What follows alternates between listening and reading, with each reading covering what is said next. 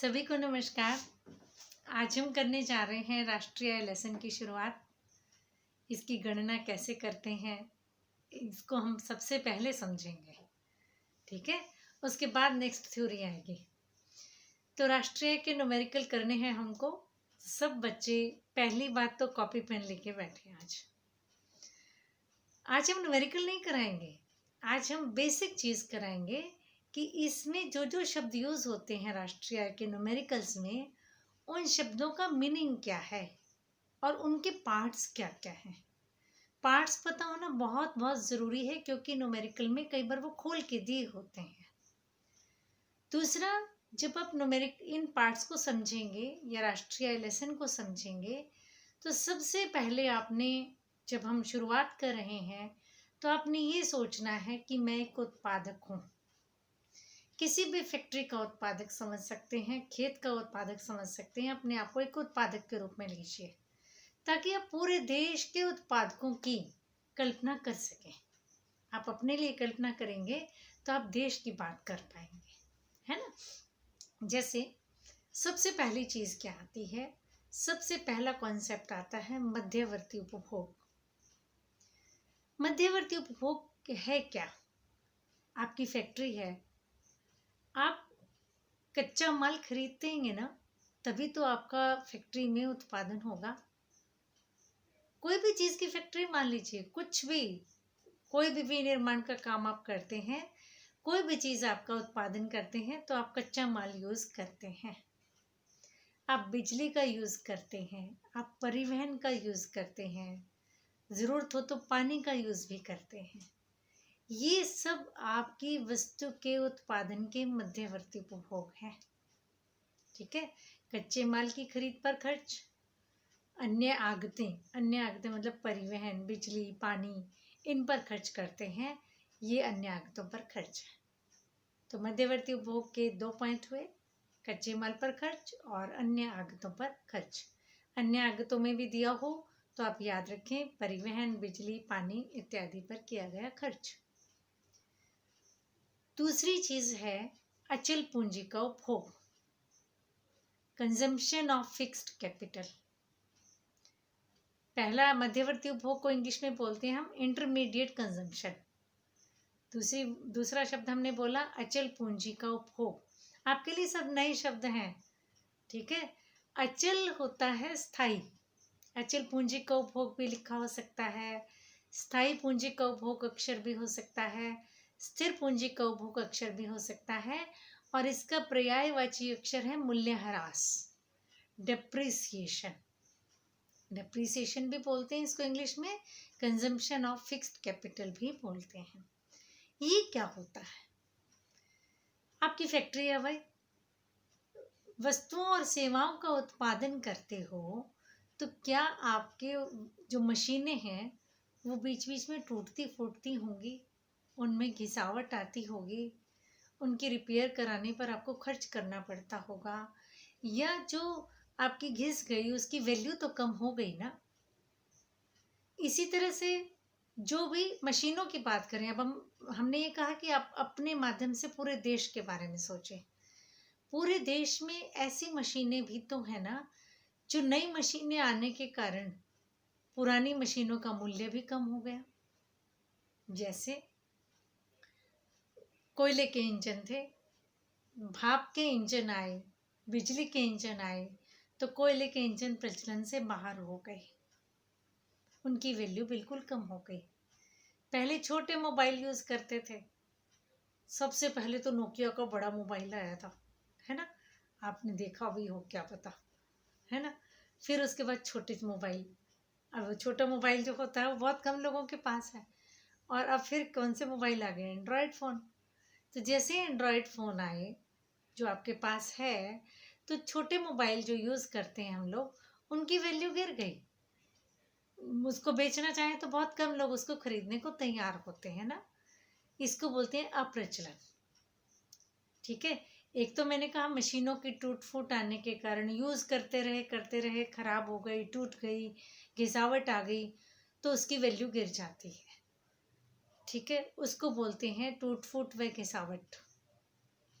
दूसरा मैंने कहा कि नई मशीनें आने के कारण पुरानी मशीनों की वैल्यू कम हो जाती है। जितनी वैल्यू कम हो जाती है उसको हम कहते हैं अप्रचलन।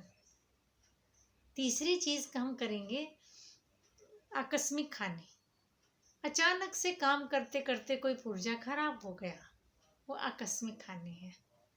उस पर आपने खर्च किया या वो उसकी वैल्यू गिर गई उस मशीन की, तो वो आकस्मिक हानि है। तो तीन चीजें सब बच्चे ध्यान दें। तीन चीजें क्या क्या शामिल हुआ अचल पूंजी के उपभोग में? टूट फूट और घिसावट, अप्रचलन, आकस्मिक हानि। अगर मैं इसको परिभाषा के रूप में बोलूं, अचल पूंजी का उपभोग क्या है? मशीनों की टूट फूट के कारण, घिसावट के कारण, अप्रचलन के कारण, आकस्मिक हानि के कारण उनकी वैल्यू गिर जाती है, उसे अप्रचलन कहते हैं। इसको आप ऐसे भी लिख सकते हैं, टूट फूट व घिसावट के कारण, अप्रचलन के कारण, आकस्मिक हानि के कारण जो खर्च किया जाता है मशीनों पर, उसे हम अचल पूंजी का उपभोग कहते हैं। डिप्रिसिएट हो गया, ठीक है, डिक्रीज होगी वैल्यू उसकी। नेक्स्ट आता है शुद्ध अप्रत्यक्ष कर। तीसरा अक्षर क्या है? शुद्ध अप्रत्यक्ष कर। शुद्ध अप्रत्यक्ष कर क्या है? शुद्ध अक्षर कहीं पे भी आएगा, कई जगह पे आएगा बेटा शुद्ध अक्षर। शुद्ध अप्रत्यक्ष कर यूज करेंगे, या विदेशों से शुद्ध साधन आए शब्द भी यूज करेंगे। शुद्ध अक्षर आए ना जब भी आपके पास, तो ये समझ जाना कि कोई चीज घटनी है। शुद्ध के बाद जो अक्षर लिखा ना मैंने, वो पहला सोचना और उसका विपरीत अक्षर उसके बाद लिखना और माइनस करके लिखना। जैसे मैं छोटा सा एग्जांपल अभी बोलती हूँ, शुद्ध अप्रत्यक्ष कर इज इक्वल टू अप्रत्यक्ष कर माइनस आर्थिक सहायता। यानी शुद्ध के बाद क्या अक्षर था? अप्रत्यक्ष कर।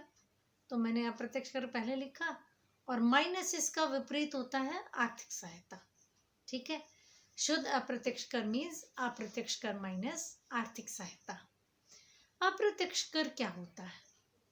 वह कर जो वस्तुओं और सेवाओं पर लगाया जाता है। जैसे भारत में जीएसटी लगता है ना, गुड्स एंड सर्विसेज टैक्स। आप जूस पी के आते हैं, पैकेट वाला जूस पे अगर आप देखें तो आपको जूस के ऊपर जीएसटी लगा हुआ मिलेगा। बहुत सारी वस्तुएं, जैसे दुकानदार से आप टीवी खरीदने जाएंगे, आप उसे जैसे ही रसीद मांगेंगे वो कहेगा सर जीएसटी लगेगा, मैडम जीएसटी लगेगा, है ना। बहुत सारी वस्तुएं, आप बाजार से राशन भी लेके आएंगे, किसी मॉल से सामान लाएंगे, तो वो रसीद देते समय आप देखना वो जीएसटी लगा कर देगा आपको। Goods and services tax Bharat का अप्रत्यक्ष कर है। अप्रत्यक्ष कर कौन सा है भारत में? जीएसटी नाम से पुकारा जाता है ना। वस्तुओं और सेवाओं पर आपके टैक्स लगता है। इसी तरह से जो इसका अप्रत्यक्ष कर बढ़ते हैं ना बेटा, तो वस्तु की कीमतें क्या हो जाती हैं बताओ? बढ़ जाती हैं, बढ़ेंगी ना। टैक्स ज़्यादा लगा तो दुकानदार तो आपसे ले लेगा, है ना। आपको पेमेंट करना पड़ेगा, यानी टैक्स बढ़ गए तो आपका पेमेंट भी बढ़ेगा, यानी वस्तु की कीमतें बढ़ जाती हैं। और जीएसटी या यानी अप्रत्यक्ष कर जब गिरता है तो वस्तु की कीमतें भी कम हो जाएंगी, क्योंकि वो पेमेंट आपसे ली जानी है, ग्राहकों से ली जानी है। आर्थिक सहायता क्या है? दूसरा अक्षर मैंने यूज किया, आर्थिक सहायता। आर्थिक सहायता क्या है? आर्थिक सहायता वस्तुओं और सेवाओं की कीमतों को कम करने के लिए सरकार रियायतें देती है, सरकार छूट देती है। उस छूट को हम कहते हैं आर्थिक सहायता। जैसे आपने देखा हो, जो गांव में डिपो की या शहर में डिपो समझते हो ना, उचित मूल्य की दुकान जिसको इकोनॉमिक्स में हम कहते हैं। जो पीला कार्ड है, हरा कार्ड, गुलाबी कार्ड है, उनको सस्ते दामों पर अनाज मिलता है ना। कोटा भी बोलते हैं कई लोग इसको। तो आपको कम पैसे की चीज़ मिलती है। तो ये बाकी पैसे कौन देता है? बाकी पैसे सरकार देती है। उसको हम आर्थिक सहायता कहते हैं। वस्तु की कीमत को कम करने के लिए सरकार ने जो रियायत दी, जो छूट दी, जो पेमेंट खर्च सरकार ने कर दी और हमें कम पैसे में चीज़ मिल गई, तो वो क्या है? उसे हम आर्थिक सहायता कहते हैं। जैसे आप देखिएगा, बीपीएल वाले लोगों को सस्ते दामों पर वस्तुएं मिलती हैं, तो इसका मतलब उनको सब्सिडी, सब्सिडी अक्षर बहुत सुना होगा, है ना। सब्सिडी मिली है, सब्सिडी मिल गई है, सब्सिडी बढ़ गई है, सब्सिडी गिर गई है। ऐसे ही आपने देखा होगा जो हम सिलेंडर लाते हैं, है ना, सब जब हम लाते हैं तो हमारा उसका जो इतनी सब्सिडी होती है वो अकाउंट में चली जाती है कुछ लोगों के, है ना। तो वो क्या है, सब्सिडी है। तो उतनी कीमतें सरकार ने पे कर दी, आपको कम कीमत पर वस्तु उपलब्ध हुई। तो आर्थिक सहायता जितनी ज़्यादा देगी सरकार, इसका मतलब है वस्तु की कीमतें उतनी कम हो गई, वो पेमेंट सरकार ने कर दी। और जितनी आर्थिक सहायता कम दी, इसका मतलब उतनी वस्तु महंगी हो गई। क्लियर।